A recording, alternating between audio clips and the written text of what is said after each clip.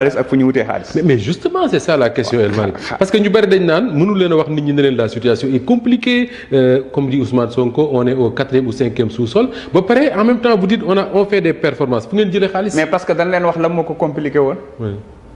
alal ji waroon a dem ci askan wi moo daan dem ci poche yi léegi ñu jëlee alal ji ci poche yi delloo ko ci gafaka ak askan wi. d'accord loolu képp la moo tax. bi ñu ñëwee impôt day moom bu ngeen demee laaj leen. impôt domaine cadastre tout xam nañ ne xaalis baa ngi dugg te mi ngi dugg fi mu war a dugg parce que ya daan rëcc amatut yow ci foncier bi. mais c'est des milliers d'hectares la ñu récupérer ci bâtiment patrimoine bâti wala yenn patrimoine yeeg yooyu. mais liñ ci récupérer kenn xamul nu mu toll le gouvernement va faire son bilan et son état des lieux. sur l'argent récupéré. mais surtout de façon globale mais Moustapha. problème assainissement Rufisque. ñaata décennie ñi ci jooy. yàgg na. lan moo nekk di xew jamono yi ba ñuy nekk étudiant ba léegi dañ ko fay romb. lan moo nekk di xew jamono yi. gis nañ ñi ngi tëj canal bi ñi ngi defaraat affaire bees tàq. oui mais am na ñu ne nag am na un acteur politique même bu ko wax ne bàyyi leen di wala di aakimoo les chantiers les projets et les programmes de Macky Sall ngeen liggéey. loolu programme Macky Sall la. sëñ non moi je sais pas je rapporte li nga xam ne bàyyi yooyu waay. Touba. Touba assainissement xoolal lañ nekk di fa def may féliciter encore une fois le ministre de l'hydraulique et de l'assainissement. wàllum ndox accès universel à l'eau bi nga xam ne lancé nañu ko nit ñi ñu am déjà le grand transfert. les autoroutes de l'eau Touba nga xam ne pendant des décennies pour ne pas dire pendant un siècle. oui.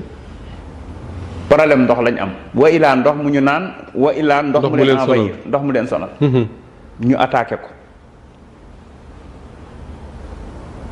sans compter maintenant tous les forages qui sont en train de rétablir de construire partout dans le pays te Moustapha dëkk bi man Jolof laa jógee dañoo mar ndox comme pas possible. oui. boo déggee l'histoire de Polel xale bu jigéen bi faatu woon ndax da doon wuti ndox ba mar dee bi ñu door a yegg si au pouvoir bokk na ci li nga xamante ne nii limite ça a créé benn genre boost et loolu poleel boobu noonu le ministre dafa nekk affaire boo xam ne da ko presque intégré dans tous ses programmes nga ñëw jël sëñ Moustapha lépp loo xamante ne nii jëm na ci wàllum pêche ak port mais Moustapha accord de pêche yi loolu rek doy na bilan pêcheurs yi jooyuñu waa léegi bu agriculteurs yi jooyu pêcheurs yi jooyu ça veut dire que ñun bi ñu ñëwee gouvernance bi mais 70% yi la ñu gën a ciblé mooy ñi nga xam ne mooy monde paysan bi monde rural bi pareil pour élevage bi à partir de ce moment te malgré tout mooy situation ñëpp nangu nañu situation bi difficile lañ fi fekk ñëpp nangu mais dañu nekk di jël xaalis bi nga xamante ne nii jàpp nañ ne dañ ko daan utiliser ci naka su dul noonu ñu delloo ko ci bëgg-bëggu askan wi soo jëlee ministre de la santé il est en train d'acquérir des dizaines et des dizaines d'ambulances il y a même pas 2 semaines waxtaan nañ ci. le ministre de la santé. de la santé des scanners aussi parce que man dama ko woon di ko solliciter man mii personnellement. ci ma ñàkkum ambulance boo xamante ni dafa am Jolof. ak scanner ci hôpital bi. mu ne ñu ngi ciy liggéey. non am na yu yegg si sax effectivement.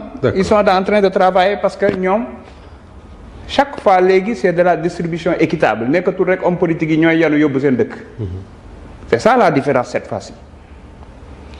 soo jëlee lépp loo xamante ne nii tey waxuma sax waxu new deal technologie bi ak li mu lancé. ak tey fiscalité bi ñu commencé def ci numérique bi. mu mën ñu jural xaalis bu dul jeex la digitalisation des procédures entre autres la digitalisation de l'enseignement de l'éducation nationale di travailler sur la digitalisation de tout ce qui est cadastre fiscalité identité numérique léegi tey ministre bi ngeen dégg mu lancé ko parce que identité numérique dafa am solo ñu war ci taxaw. identité numérique mooy lan. mooy Moustapha képp kuy sénégalais. wala képp koo xam ne dafa ñëw di dund Sénégal war na am benn numéro boo xam ne léppam ci la koy relier. ok ñu dëkk ñu mas a dem États-Unis xam nañ la ñuy woowee social security number par exemple. Cap-Vert bu jege gii moo fa am Cap-Vert jaaykatu vendeur de soviet bi jaaykatu maanaam ambulant bi. Oui. du rëcc ci fiscalité. parce que boo ne cëpp. xam nañ la. di nga am numéro bi sa lépp ca lañ koy relier tey boo amee oto soo amee kër soo amee compte bancaire. loo mën di am sa dossier de santé sa dossier éducation sa lépp ci lañ koy kii loolu mooy tax tey. Moustapha boo defoon fiscalité boo demoon infraction ci yoon bi. wala yàlla tere nga def musiba. waaw. mënoo rëcc xamul tax tey bu dee da nga def infraction ñu ñëw ñu ne la maanaam contravention bindal la benn contravention 6 000 francs la dem seen yoon soxlawul sax policier di fa taxaw boo ko fayul suba nga dem bëgg a jël sa extrait doom. ñu ne la am nga ci fi système bor. bi dañuy gis ne am nga fi bor. ok da nga ko waroon a fay à temps fayoo ko yokkal nañ la ci amende. Oui. parce que meilleure sanction c'est la poche. ci programme boobu la ñuy jëm. ci programme boobu lañ jëm. Oui. ce qui fait que ça va ba pare li ñu wooyee informel dootul am informel amut ndax ñi ñu wooyee informel fii ñoo nekk ci yeneen dëkk yi waaw mais dañuy def seen déclaration ñu xam seen ne comptabilité di def seen lépp oui. parce que état moo démissionné woon. Justement man da ngay wax projet yooyu j'avais pas prévu d'évoquer la question mais sama xel dafa dem ci jooy boo xam ne damay gis beaucoup de Sénégalais de la diaspora di ko jooy. Ils disent que yow nekkoon nga ministre des transports. Donc xam nga le gouvernement ils disent très souvent que way ñoom dañuy ñëw jóge dans la diaspora indi ay projet pour liggéey ak état wu Sénégal mais amuñu interlocuteur parfois certains te disent dañuy déposer un projet mais kenn dootu leen woo silence radio. am nañu interlocuteur. Sénégalais moo bëgg raccourci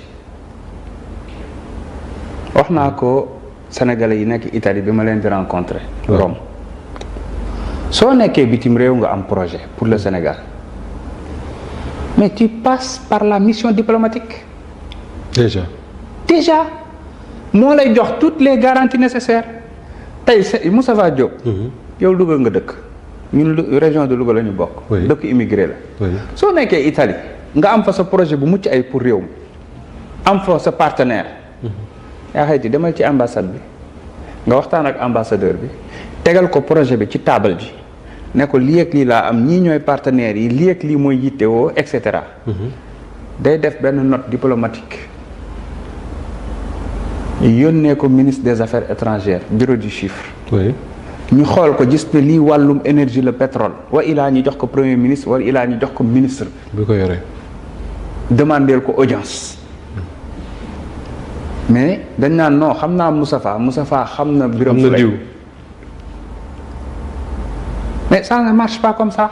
D'accord. Il faut aussi ñun ñi nangoo ci toujours ça me permet toujours continuer dans le sens. Allez-y. soo jëlee wàllum énergie parce que comme moom laa tudd naa léegi ministre bi mais Moustapha gis nga ni ñu nekkee di le jeune laa ñuy woowee Lamp Fall Oui. Jean-Michel. mu ñu wax ne moom la ñu wax ne day wër di taal. mais Moustapha soo gisee ñi ñëw di réalisation yu gaaw yooyu. c'est parce que dañu renégocier. Donc renégocier El Malick renégocier ak gestion bu sobre disons-le comme ça la war a dem fu nekk dem fa mu war a dem mën na régler problème réew mi. mais bien sûr Moustapha xam nga lu tax ma wax la ko Jean-Michel parce que dafa négocier élargir assiette village yi mu waroon a électrifier Oui. dans le cadre des contrats miniers et cetera il y a beaucoup de permis yu ñu récupérer yoo xam ne gars yi dañ ko jëloon moo xam ci carrière yi la ak ci mines yi attribué ko de manière opaque les gens n'ont rien investi wala ñi ngay lekk di yóbbu duñ fay dara dañ ci récupérer lu bëree bëri moo tax nga gis ministre bi doon def des visites un peu partout. D'accord. nga jël infrastructure bi nga xam ne man yoroon naa ko ma fekk fi le programme PSD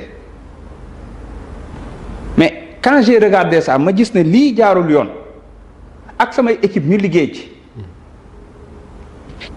j'ai reçu ñi nga xam ne ñoo indi financement bi di ay anglais lañ ànd ak le ministre de l'Angleterre pour l'Afrique ma woo sama équipe yëpp ñu toog ma waxtaan ak ñoom ne leen nag modèle financement bi c'est ingénieux. Le programme est très important. Parce que programme spécial de désenclavement dafa viser le Sénégal dans les territoires en profondeur. Connecter territoire yi. C'est extrêmement important. Ma ne ko waaye liñ ci def ci ay wàllu commission frais de charge c'est inexplicable devant le ministre. Ma ne ko lii su ngeen xoolee standard mondiaux yi amul fenn.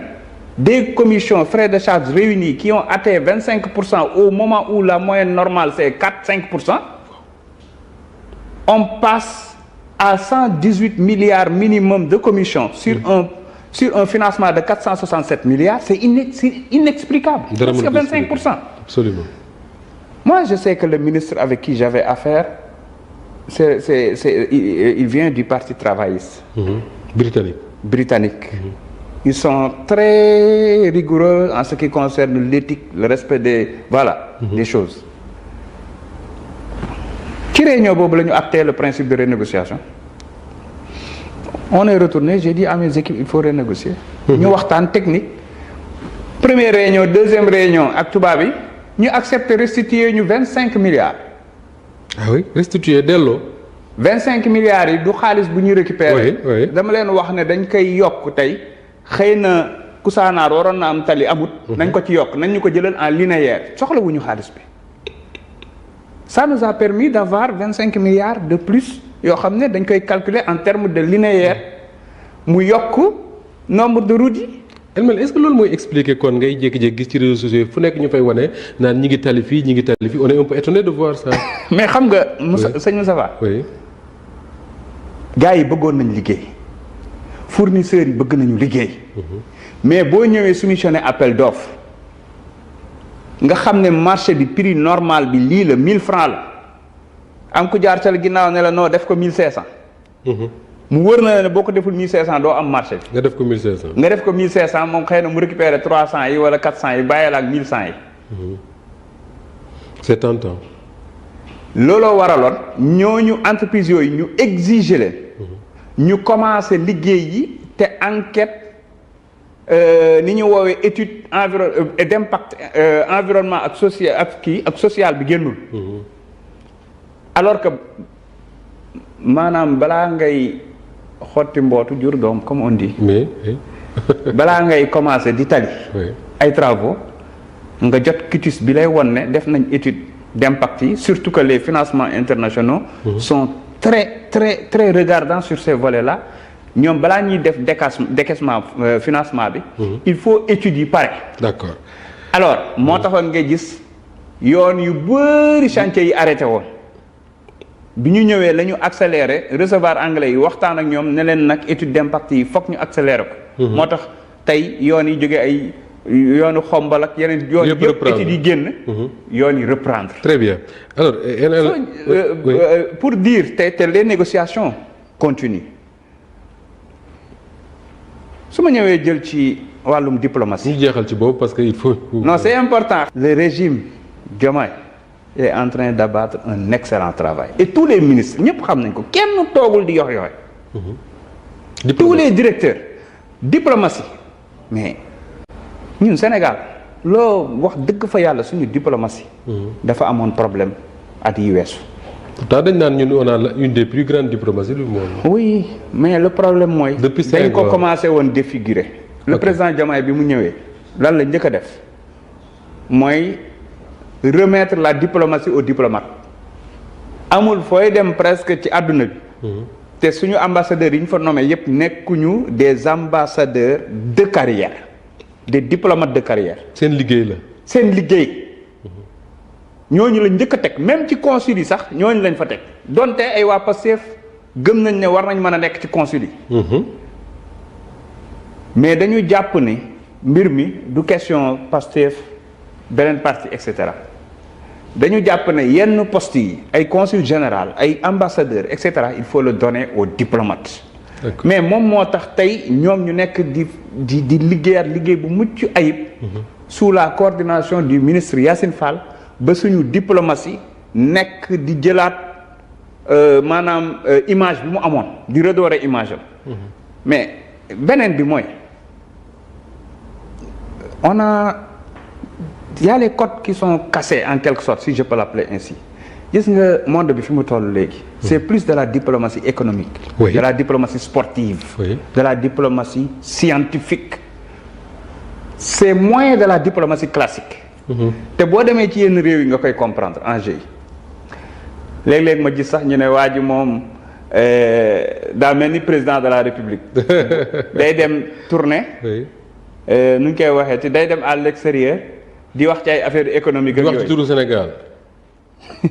ba tax parfois dama naa xëy na ñoom ñoo am problème waaye ñun moo amuñu problème. oui. man su may voyager fenn. war a dem dans le cadre parlementaire moo xam UIP la moo xam AFP la moo xam sama homologue invité ma. man su may dem j'y vais dans le cadre de la diplomatie parlementaire certes damay dem parce que